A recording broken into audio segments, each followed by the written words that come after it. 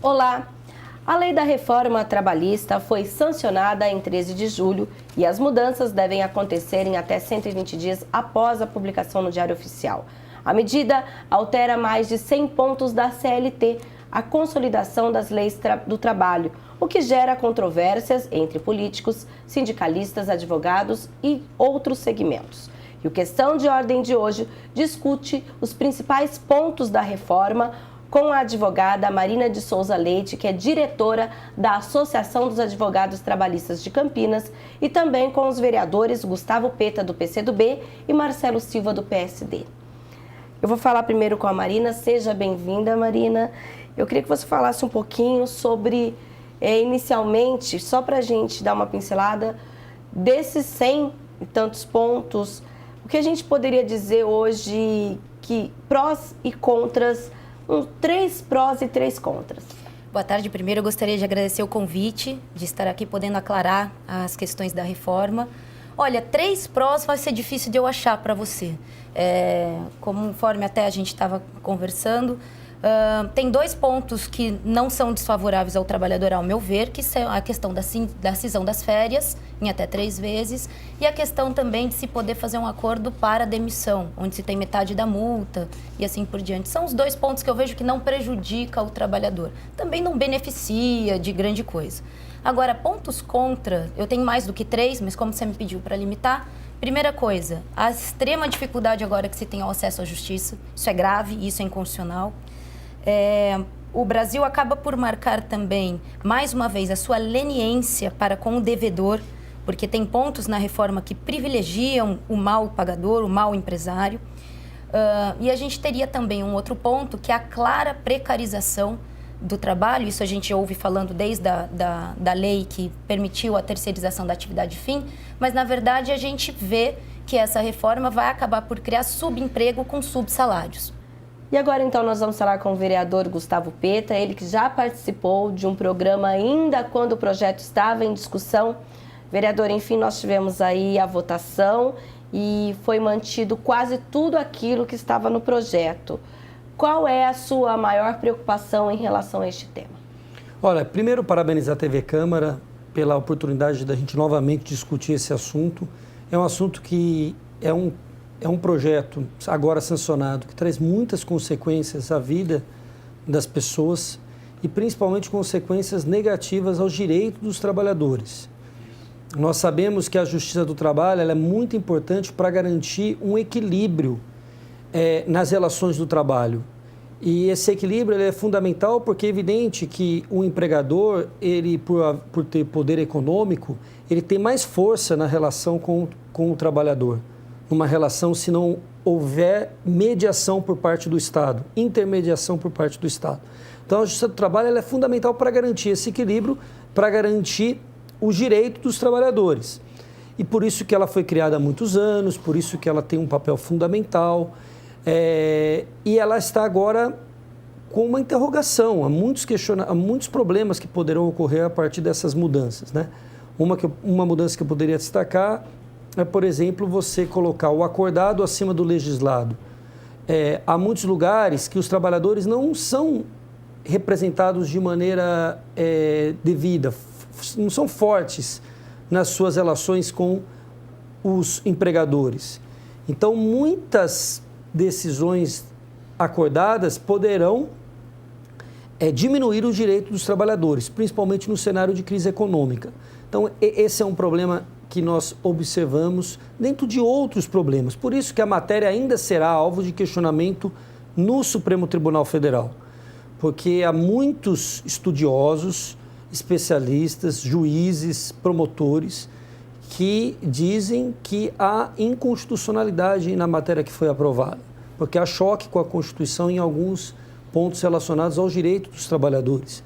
Então, a matéria ainda será alvo de discussão no Supremo Tribunal Federal, como também nos tribunais do trabalho. Muitas decisões serão conflitantes. Aquele discurso que a reforma traria estabilidade, menos ações, eu acho que é um discurso totalmente segurança jurídica. Eu acho que, pelo contrário, nesses primeiros anos, pelo menos, que vão surgir de questionamentos, de conflitos de decisões entre primeira instância, os tribunais, serão números ainda maiores. Então, nós ficamos realmente preocupados com o conjunto dos trabalhadores, ainda essa medida judicial de tentar derrubar alguns pontos no STF para resistir às mudanças que foram aprovadas no Congresso e sancionados pela Presidência da República. E agora nós vamos falar então com o vereador Marcelo Silva. Vereador, o senhor que discute aqui com a gente pela primeira vez este tema, já participou de outros temas relacionados à segurança e tantas outras coisas, mas em relação à nova lei trabalhista, qual é a sua preocupação? Lembrando que o vereador também é advogado. Obrigado, é um prazer participar do programa, cumprimentar a Mariana, Gustavo Peta. Eu vou um pouco no início de tudo, né? Eu acho que faltou diálogo, volto a frisar, com todos os envolvidos, para que não ficasse uma reforma imposta, impositiva, como foi feito. Acho que faltou discussão entre as partes, porque o que se traz hoje, como bem levantou o vereador Gustavo Peta, é uma insegurança jurídica em razão de alguns questionamentos que podem ser levados ao STF já logo em novembro. Então, aquele discurso de que a nova reforma traria uma estabilidade, hoje se tem uma interrogação, já que a Justiça do Trabalho, ela preconiza o quê? Tem que ter um equilíbrio entre o trabalhador, entre as empresas, e isso se dá justamente pela Justiça do Trabalho, que tem feito um papel brilhante. Até estávamos conversando antes aqui do nosso programa, por que tem tanta ação, né? Só em 2016 foram mais de 3 milhões de ação. Ora, eu acho que a Justiça do Trabalho, ela é muito efetiva, ela realmente protege o trabalhador. Então, a minha posição é que isso vai trazer já uma insegurança por parte, prejudicando muito o trabalhador em razão do que foi destacado, que alguns acordos que podem ser feitos, eles podem, vamos dizer, ser piores que a legislação hoje. Então, isso causa uma insegurança numa posição que você tem a empresa e o empregado e o trabalhador. Sim. Agora, a gente falou um pouquinho sobre essa questão das ações, sobre a justiça, e a Marina, a doutora Marina, ela é diretora da Associação dos Advogados Trabalhistas. E quando a gente começa a ler alguma coisa a respeito, muitos falam, né, que agora seria uma atividade bem pouco, porque as pessoas agora têm aquela questão de pagar. Como fica o advogado trabalhista agora, a justiça trabalhista como um todo, nesse novo contexto, Marina? A de justiça trabalhista vai ter que se redescobrir. Como disseram os vereadores anteriormente, nesses primeiros anos de incerteza, certamente o número de ações não vai diminuir e muitas ações serão postas sob o crivo do judiciário para que se possa entender de que maneira aplicar essa reforma ou não.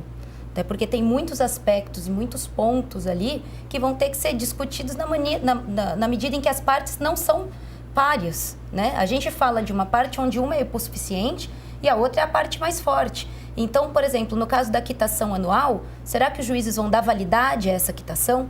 A reforma prevê que um empregador agora pode pegar pelo braço o seu empregado, levar no sindicato, fazer ele assinar um termo de quitação anual de que todas as verbas daquele ano foram pagas. Quer dizer, isso, ao meu ver, em primeiro lugar, privilegia o devedor, porque o bom empresário não precisa disso, né? Então, isso vai privilegiar o devedor e diz a reforma que sobre isso não existe mais discussão. Será que o judiciário vai permitir? Será que não há uma coação, mesmo que velada, a partir do momento que se a pessoa não assina, fica subentendido que o emprego dela está em jogo, né? Então, os advogados, quanto à Justiça do Trabalho, quanto à Procuradoria do Trabalho, vão ter que redescobrir a nova forma de trabalhar, vão ter que brigar pelas inconstitucionalidades de pontos da lei, que tem muitos pontos inconstitucionais, vão ter que brigar por alguns pontos da lei que são contrários aos tratados que são subscritos pelo Brasil, entendeu? Então, essas questões a gente vai ter que agora estudar, se movimentar, se unir, para que possa ainda proteger o trabalhador, ainda que tenha havido, né, esse vilipêndio aos seus direitos aí com essa nova lei, com essa reforma trabalhista. Quando a gente fala do acesso à justiça, Hoje, o empregado, quando vai entrar na justiça, ele é dispensado de pagar as custas processuais? É isso? Como funciona e como vai ser? Para as pessoas entenderem bem didaticamente como é isso. Tá. Hoje em dia, a pessoa simplesmente alega que não tem condições econômicas de arcar com os custos daquela ação, que a gente chama de uma declaração de hipossuficiência, subscreve essa declaração de próprio punho e está livre, como diz a Constituição, de pagar as custas, né, e despesas processuais. A partir da reforma, haverá um teto para que se possa arguir a hipossuficiência, que é de 30% do teto máximo da Previdência, se não me engano, dá algo em torno de R$ 1.900, R$ 2.000, se eu não estou enganada. E ainda assim tem que provar a sua insuficiência econômica. Então isso já é um ponto inconstitucional. Ainda que provada a insuficiência econômica, diz a reforma que eventuais honorários periciais essa parte terá que pagar. E isso implica numa limitação tamanha de acesso à justiça, por exemplo, dos acidentados, daquelas pessoas que adoecem durante o trabalho. Como é que ela vai ter a coragem de entrar em juízo, né, e depender de um laudo pericial médico para dizer que aquela doença foi causada ou concausada, né, pelo menos agravada pela relação de trabalho, ou aquele acidente se deu numa relação de trabalho, que aquilo trouxe uma incapacidade laboral, se um laudo pericial custa em média R$ 6.000 e essa pessoa, como a gente acabou de dizer, tem para alimentar a sua família inteira um salário em torno de R$ 1.900. Tá? Então, essa limitação ao acesso à justiça é tremendamente inconstitucional.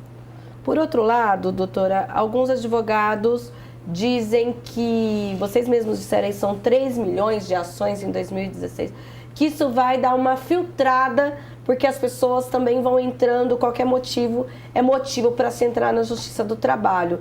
Isso é uma inverdade? Olha, a gente tem que aclarar que isso é uma falácia. Você tem a impressão por aí, e é dito a boca pequena, que basta o reclamante, né, o trabalhador, entrar com uma ação na justiça que ele já ganhou alguma coisa. Isso é uma mentira, isso é uma inverdade. Primeiro, litigância de má-fé já existe na Justiça do Trabalho há muito tempo.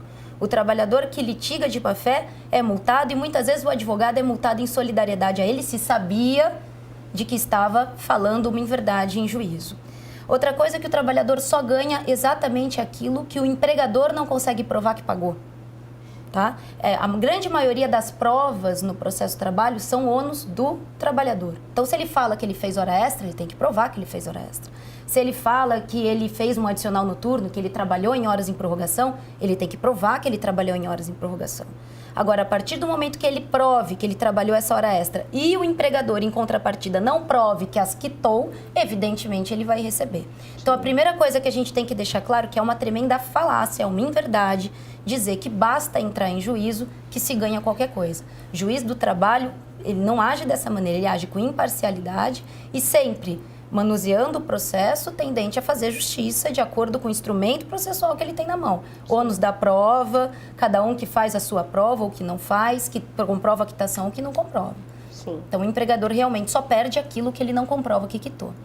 Agora, vereador Peta, quando a gente fala da votação, da questão política que envolve a reforma, que análise o senhor faz? E a gente está aí num momento também, um momento bem peculiar da política brasileira. E futuramente, o senhor falou aí, olha, nós temos aí várias ações, inclusive, já no Supremo, mas fora essa questão técnica, politicamente, o senhor acha que dá para, lá na frente, se rever toda essa questão e se construir uma nova reforma? É possível isso? Não, possível é. O que eu acho é que a reforma trabalhista, ela entrou num determinado pacote de um compromisso que o atual presidente Michel Temer fez para ter apoio de alguns setores para ser presidente da República. No momento ali da discussão do impeachment da Dilma, ele assumiu compromisso com os setores, particularmente inclusive aqui com a Fiesp, e entre outros compromissos, um compromisso seria fazer a reforma trabalhista nesse conteúdo que está colocado aí e que nós temos aqui feito as nossas críticas. É evidente que é preciso que, na minha visão, que o Congresso reveja pelo menos alguns pontos dessa reforma. Agora, vamos lembrar alguma coisa, vereador? A reforma trabalhista, ela veio nesse pacote dessa forma, mas ela já estava sendo discutida há algum tempo. Não, já o que aconteceu nesse período?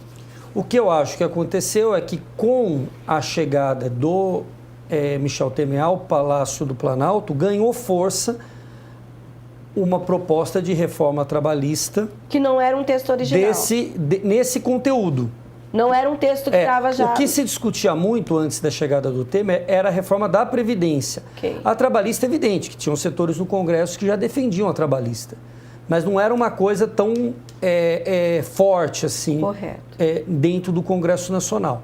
Ganhou muita força. E qual é o problema? Eu acho assim, primeiro, vai haver, como falou muito bem aqui a doutora Marina, o seguinte, os tribunais, nós não sabemos ainda como os tribunais e os juízes trabalhistas vão fazer a interpretação da lei que foi aprovada. Porque há muito conflito com a Constituição, há muito E quando conflito há esse de interpretação. conflito, então, tecnicamente, é possível se dizer, olha, não necessariamente você precisa aplicar tal artigo, por exemplo, porque ele está em confronto com a Constituição. Esse tema, por exemplo, da quitação, eu acho que vão ter muitos juízes que vão considerar a quitação de cara já feita em qualquer hipótese com constrangimento por parte do empregador. Por quê? Porque realmente é uma coisa que é perceptível. Qualquer empregado, qualquer trabalhador, assinar um termo de quitação trabalhando num cenário de alto índice de desemprego, já existe um constrangimento inerente a essa situação. Não precisa haver nenhum tipo de conversa do empregador para que haja constrangimento. Só o pedido de assinatura do termo de quitação já é um constrangimento, na minha visão, ilegal. Sim. Então, esse assunto, por exemplo, a Justiça do Trabalho pode não acolher como o interesse, por exemplo, de algumas associações de empregadores e alguns deputados tinham ao aprovar esse item.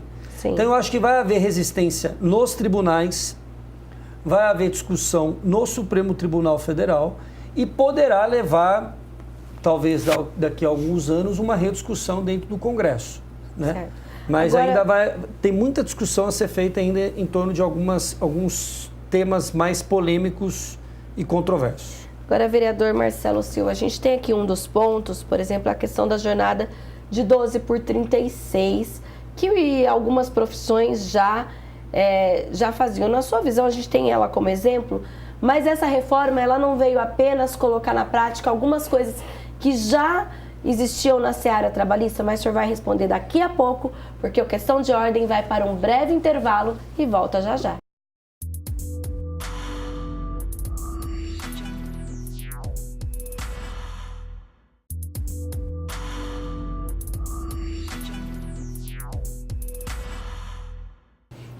Segundo bloco do Questão de Ordem, que hoje discute a nova lei do trabalho. E eu perguntei no bloco anterior ao vereador Marcelo Silva, dei como exemplo a questão da jornada de 12 por 36 e perguntei, esse é um exemplo de algumas coisas que já vinham acontecendo na área trabalhista e que agora a nova lei ela só veio regulamentar algo que já estava acontecendo, vereador? Sem dúvida. Isso já acontecia, na verdade hoje ela vale para todas as profissões, então muito do que foi recepcionado pela nova legislação, isso já era prática pelas decisões aí da Justiça do Trabalho. Mas nesse ponto, doutora Marina, não é positivo? Então, já estava acontecendo isso, a gente só colocou no papel uma realidade? Tem uma coisa positiva e várias negativas nessa regulamentação.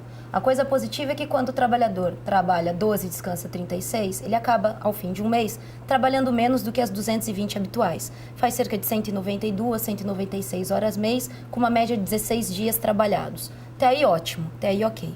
O problema é que existia uma súmula do TST, a súmula 85, que dizia que trabalhos com acordo de compensação, como esse caso, se é feito em ambiente insalubre, se tem supressão da sua intrajornada, ou seja, do seu horário de janta ou de almoço, ou ainda se há uma jornada que extrapole essa 12ª hora habitual, se a hora extra habitual, ia ser descaracterizado esse acordo de compensação e o empregador passava a ser obrigado a pagar a hora extra a partir da 8ª.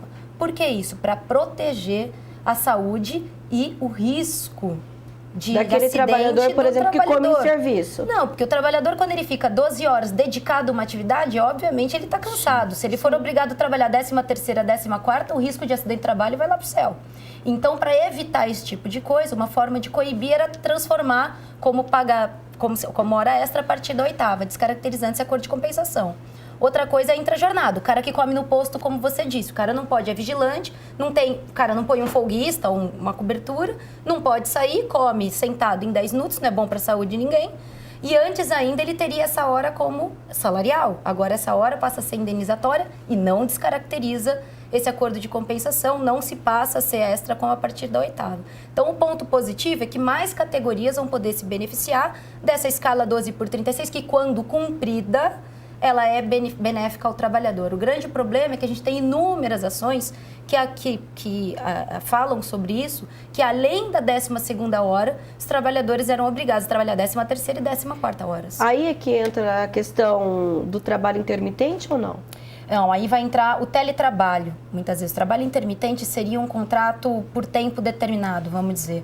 O teletrabalho que entra aí, porque hoje, aquele trabalhador que tem home office, que trabalha em home office, pela lei que está em vigência ainda, que está em vigor ainda, ele tem as mesmas condições de controle de hora do trabalhador que está fisicamente na empresa. Tem hora para entrar, para sair, tem hora extra e tudo mais. Por quê? Porque ele pode ser vigiado e ele é.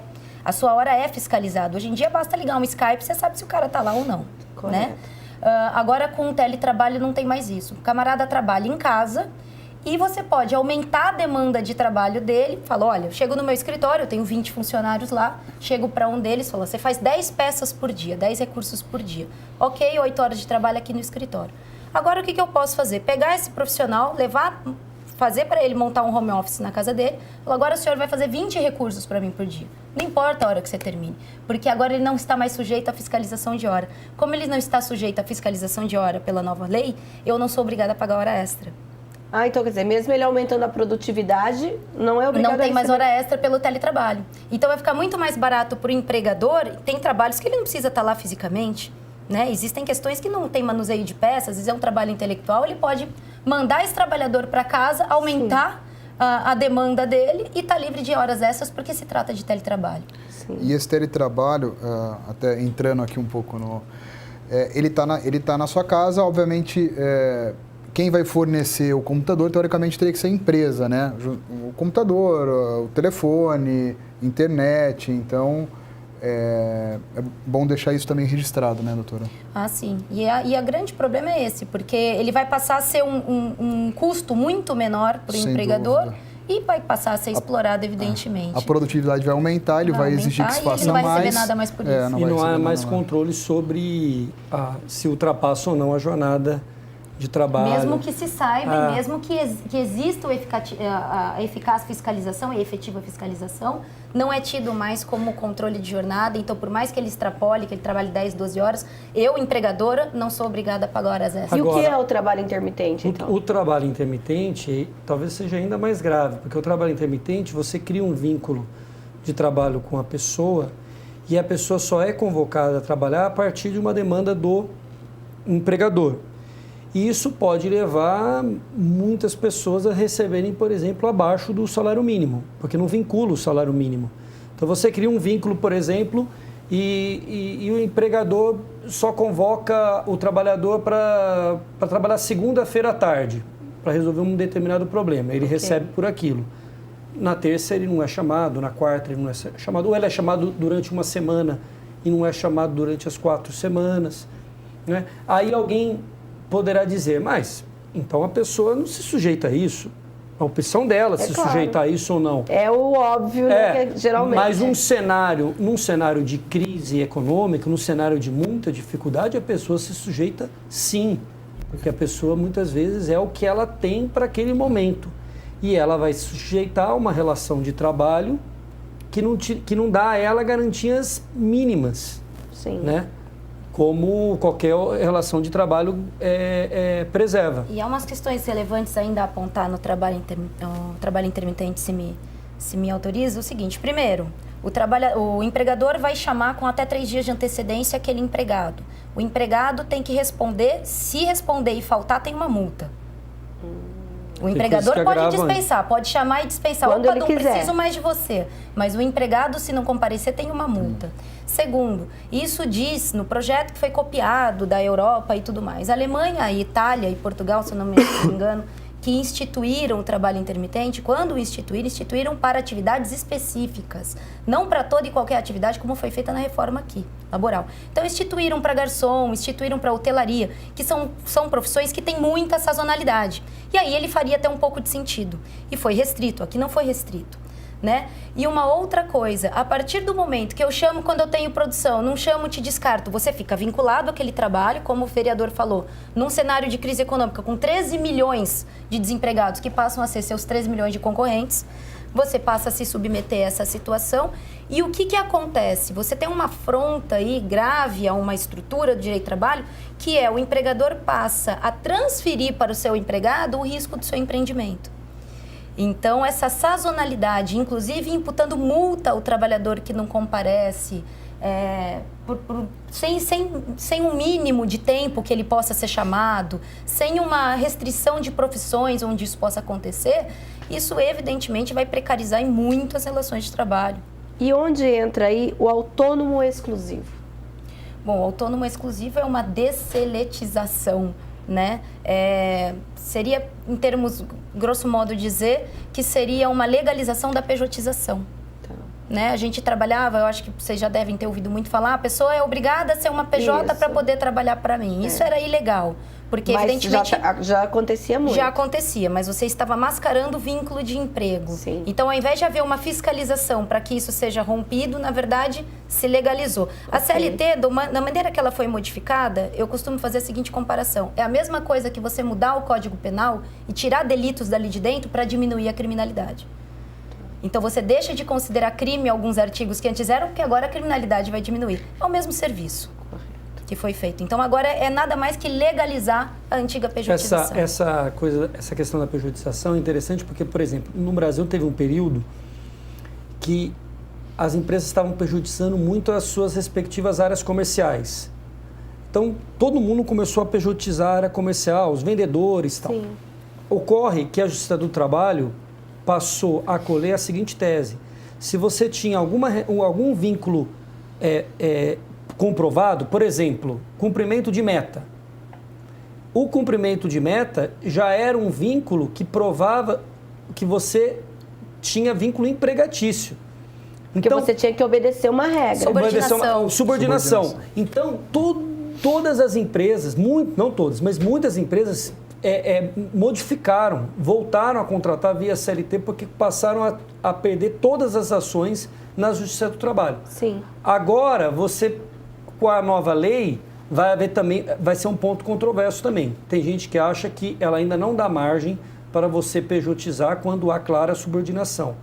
Tem gente que já acha que vai haver um processo de pejotização maior. Mas eu acho que com a possibilidade de você terceirizar a atividade fim, que agora ficou sacramentada... Sim, com a outra lei, né, que foi aprovada. Mas aí, de qualquer forma, você tem que ser exclusivo de um determinado lugar. Exato. Você não pode. Você tem é uma subordinado, profissão... você é habitual, você é exclusivo, você tem todos os traços do vínculo empregatício. Mas você arca com seu ônus porque você agora é autônomo.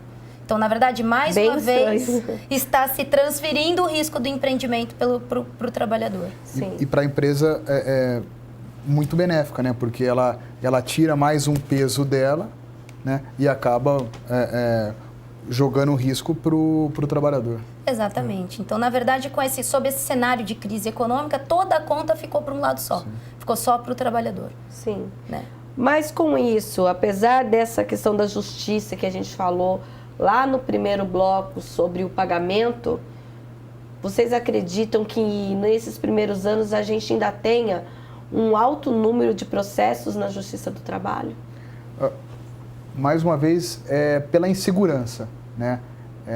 O que está sendo imposto está gerando uma insegurança para o trabalhador. Ele vai ficar com dúvidas e talvez essas dúvidas sejam discutidas no Supremo Tribunal Federal, como, por exemplo, a absurda quitação anual, você ter que arcar com um perito judicial. Hoje, como a doutora falou, custa 5, 6 mil reais. No acidente de trabalho grave, como é que um trabalhador vai ter que arcar com perito judicial? Então, são pontos sensíveis, que obviamente vão ser discutidos, que vão gerar mais insegurança, que vão gerar mais ações.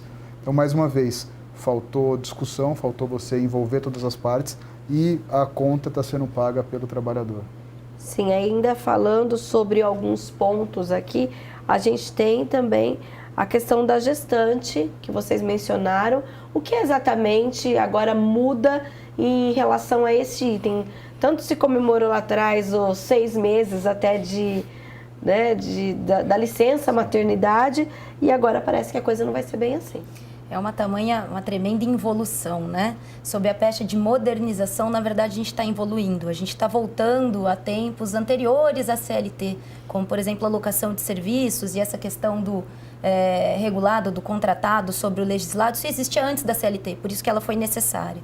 Mas a questão da grávida ainda salta mais aos olhos, porque foi permitido que uma grávida trabalhe em ambiente insalubre desde que o médico da empresa, do trabalho... Ah, não é o médico dela? Não, é o médico da empresa, diga que não tem risco para o feto ou para a saúde da mãe.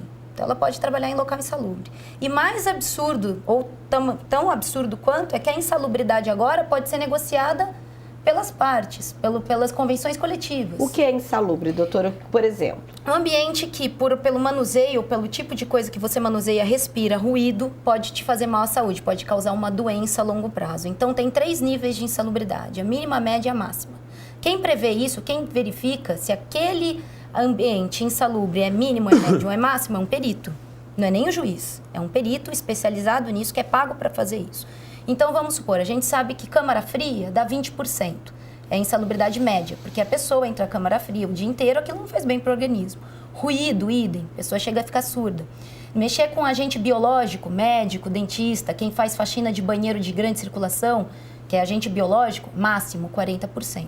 Isso tudo é atestado por perícia, por questões técnicas, né? Não é qualquer um desprovido de conhecimento que fala se é mínimo, médio ou máximo. Agora, o que diz a reforma? Que por convenção coletiva, as partes podem dizer, olha, você mexe com amianto.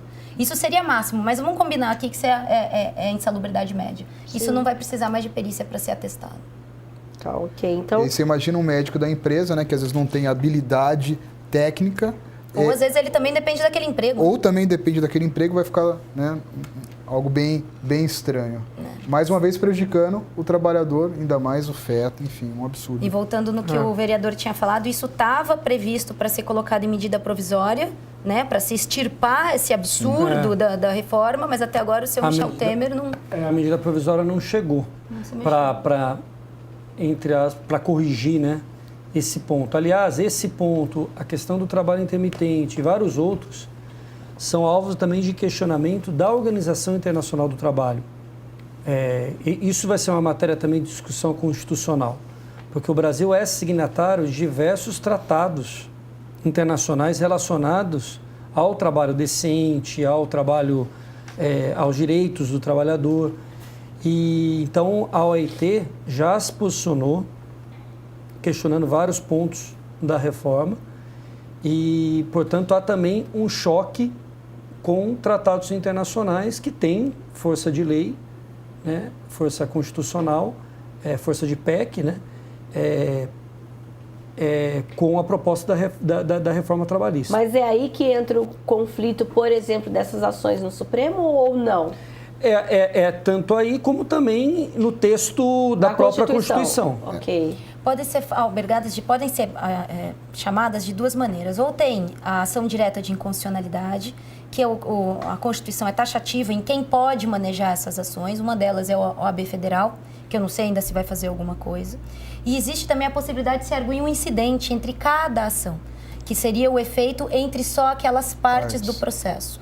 Então, os advogados vão poder manejar, e eu acho que é isso que a classe vai começar a fazer, incidentes de inconstitucionalidade ou incidentes de convencionalidade também sobre esses tratados dentro dos seus próprios processos. Tá, porque antes se falava muito, olha, a gente tem apesar de não estar previsto na CLT, a gente teve uma decisão de um juiz do trabalho lá do Sul ou do Norte e tal, e os outros advogados e outros juízes iam usando isso como até para permear o seu trabalho.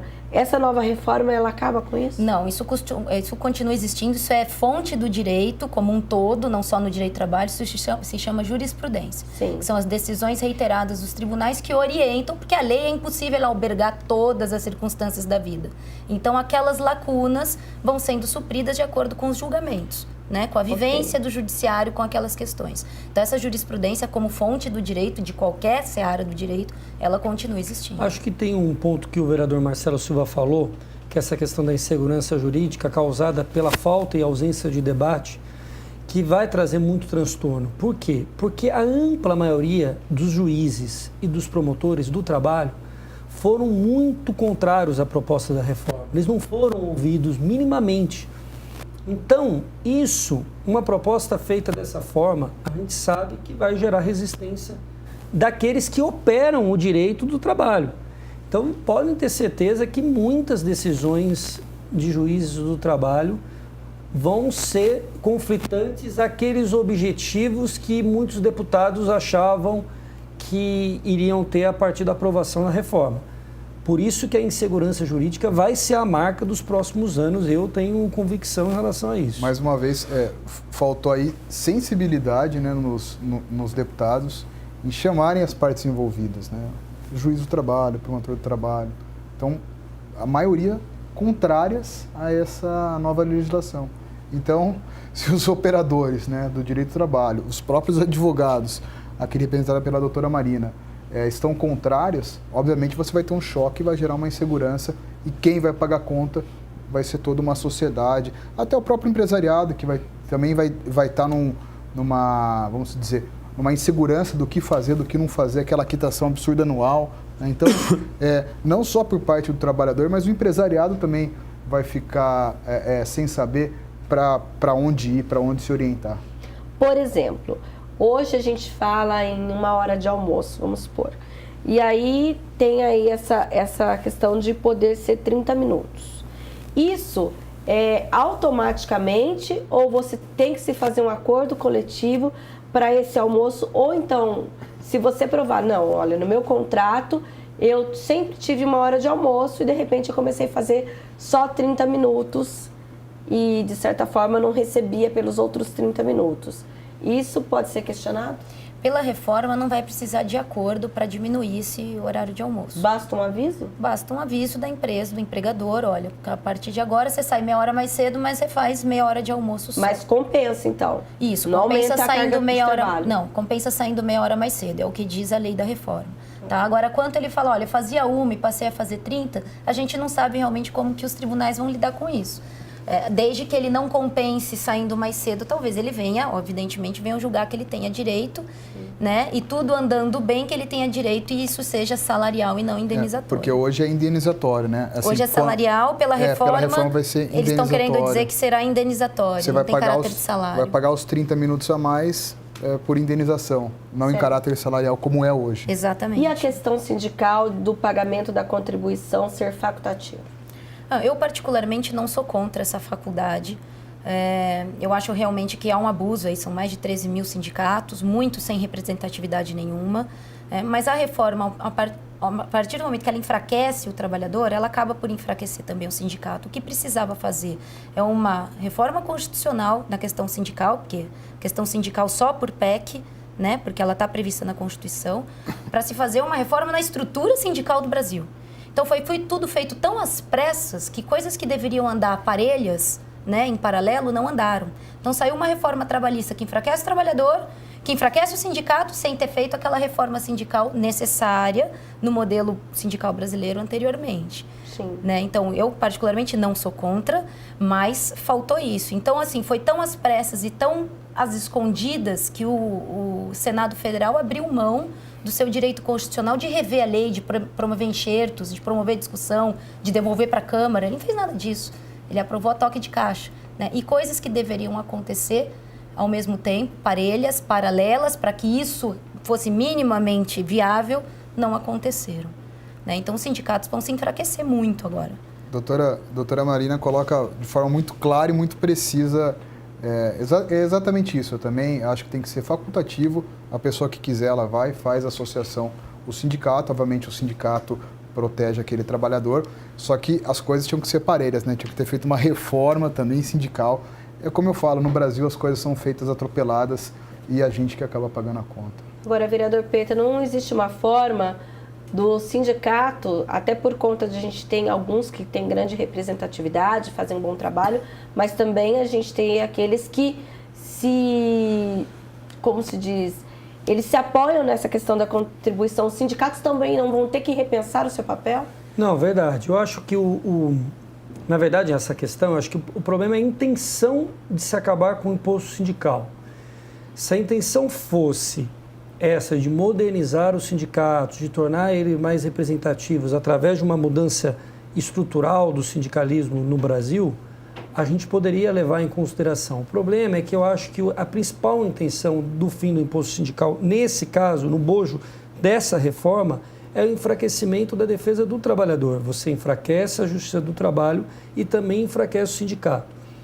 Mas os sindicatos representativos, os sindicatos que conseguirem se adaptar, vão continuar fortes representando os trabalhadores. Eu não tenho dúvida disso. Na verdade, o principal problema na estrutura sindical, na reforma, vai além da questão do imposto sindical.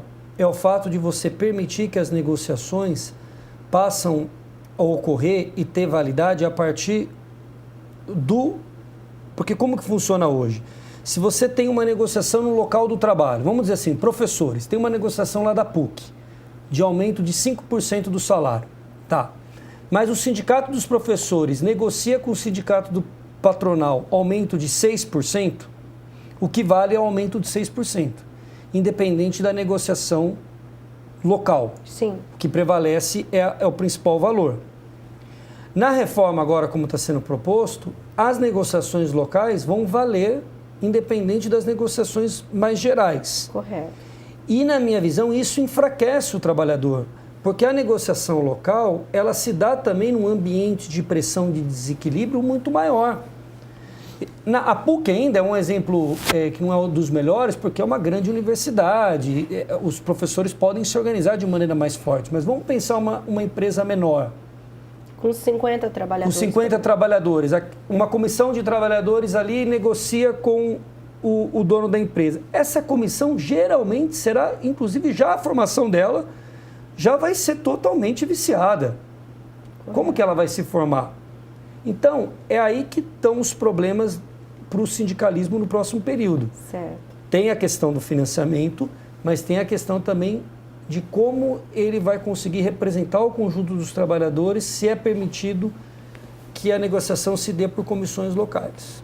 Bom, nosso tempo está acabando. Doutora Marina, a gente pode dizer, então, que na prática, já que é novembro, né, que a gente começa a ter efetivamente a nova lei, na prática, 2018, que a gente vai começar a sentir o que vai estar acontecendo, é isso? Exatamente. Por 2018, primeiro semestre de 2018, quando começarem as primeiras audiências desses processos, é que a gente vai saber como é que vai funcionar. Porque a lei processual vai entrar em vigor já nos processos mesmo em andamento. Então, sim, inclusive, aqueles que já tiveram instrução, que estão para serem julgados, o juiz vai poder arbitrar custas, honorários e tudo mais, porque a lei processual entra em vigência naquele momento, pegando mesmo o processo do estado que ele se encontra. Que entraram antes. Mesmo, pega o processo do estado que se encontra, a lei processual, sim. E 2018 vai ser um ano aí de redescoberta da justiça do trabalho. Lembrando que a reforma trabalhista propõe tudo isso para o trabalhador, mas não propõe uma contraforma de maior fiscalização, por exemplo, das empresas, né? Não se tem em nenhum momento na reforma a previsão de uma fiscalização maior, o recrudescimento de regras de higiene, saúde, segurança do trabalho, nada disso, a fim de se garantir que, mesmo flexibilizando, o trabalhador venha a ter um ambiente saudável de trabalho.